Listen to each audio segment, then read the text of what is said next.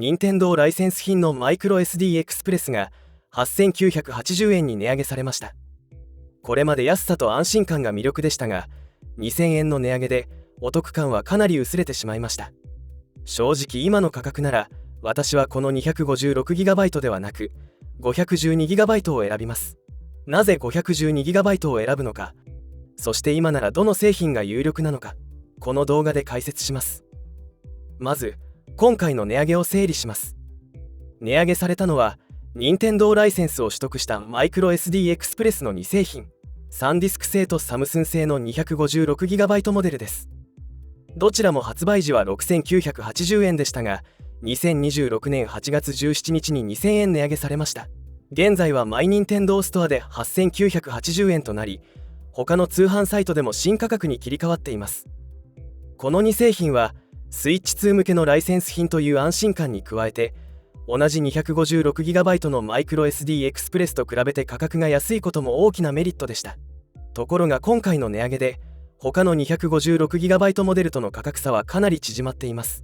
では実際にどのくらいの価格差があるのか。今回は Amazon で購入できる製品の中から価格に加えてメーカーの実績や保証内容も考慮して容量ごとに4製品をピックアップしました。まずは 256GB から。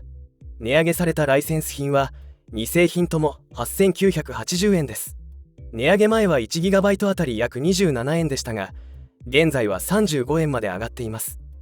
同じ容量でライセンス品より安いのはレキサーとチームグループの2製品です。どちらもメーカーがスイッチ2での動作を確認しており、最大読み込み速度も800から 900MB 毎秒と同等クラス。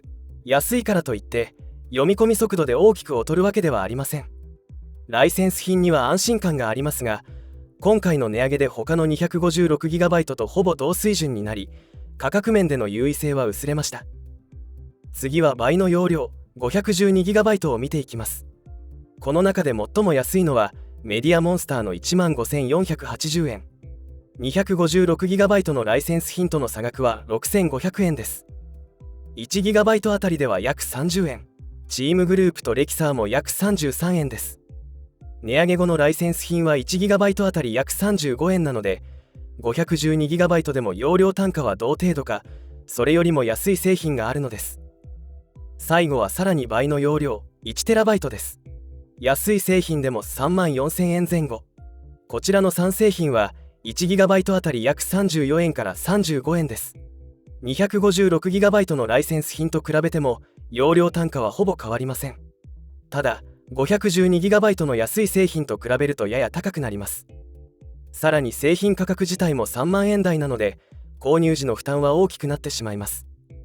ここまでの価格を踏まえて今ならどの容量を選ぶのがいいのか、 256GB から見ていきます。この容量なら 20GB クラスの中規模ソフトを約10本保存できます。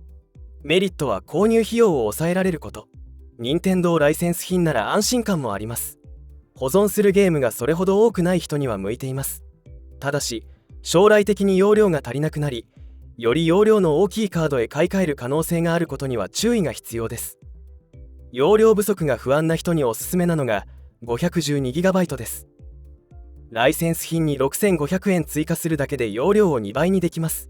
しかも製品によっては容量単価が 256GB よりも安くなります。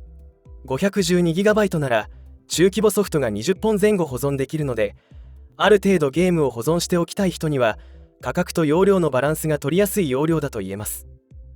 では 1TB はどうでしょうか。こちらは中規模ソフトを40本以上保存できます。容量不足の心配はかなり減る一方で、3万円台の製品が多いため購入の負担は一気に上がってしまいます。容量単価も 512GB より安くなるわけではありません。ゲームをできるだけ多く保存したい人や価格より容量の余裕を優先したい人には向いていると思います。ただ価格とのバランスを考えると現状ではおすすめしにくい容量です。以上のことから私は価格と容量のバランスが取れている 512GB をおすすめします。製品でいうと今ならチームグループやレキサーが有力です。最安のメディアモンスターも悪くはないですが、メーカーの実績や保証の長さまで含めると私はこの2製品をおすすめします。ちなみに以前紹介したネクストレイジの 512GB は現在2万円台中盤まで値上がりしているので、今回の候補からは外しました。マイクロ SD エクスプレスは価格が変わりやすいので、購入する際はその時点の価格を比較することが大切です。皆さんなら今どの容量を選びますか？ 256GB で十分、512GB がちょうどいいなど、ぜひコメントで教えてくださいね。それではまた次回の動画でお会いしましょう。最後までご視聴いただきありがとうございました。